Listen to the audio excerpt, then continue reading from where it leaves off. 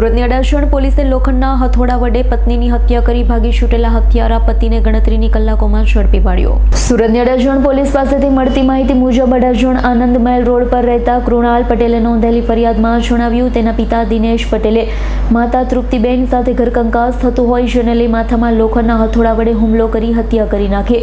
બનાવને લઈ અડાજણ પોલીસે ત્વરિત તપાસ હાથ ધરી ગણતરીની કલાકોમાં અડાજણ આનંદ મહેલ રોડ પરથી હત્યારા દિનેશ પરસોત્તમ પટેલની ધરપકડ કરી સળિયા પાછળ ધકેલ્યા। 2/2026 ના રોજ આનંદ મહેલ રોડ અડાજણ ખાતે આવેલ સન રેસિડેન્સીમાં તૃપ્તિબેન પટેલ 54 વર્ષની ઉંમરના છે, તેઓની હત્યાનો બનાવ બનેલ।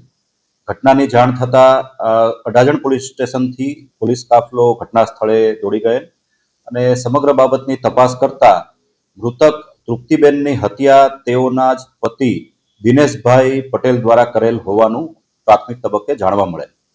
દીપકભાઈને એરેસ્ટ કરી તેની પૂછપરછ કરતા ઘરકંકાસમાં અને પોતે રિટાયર્ડ હોય, પોતે 64 થી 65 વર્ષની ઉંમરના હોય અને હાલમાં કોઈ દેખીતો કામ ધંધો ન હોય, ઘરના સભ્યો દ્વારા અને ખાસ કરીને મૃતક એટલે કે દીપકભાઈના પત્ની દ્વારા તેમને માન સન્માન ન અપાતા હોવાની બાબત તેઓના મનમાં ખટકતી અને આ જ બાબતથી તેમણે હથોડીના ઘા મારી અને પોતાની પત્નીની હત્યા નિપજાવવાની ઘટના બનવા પામેલ છે। Bureau report S9 news Surat.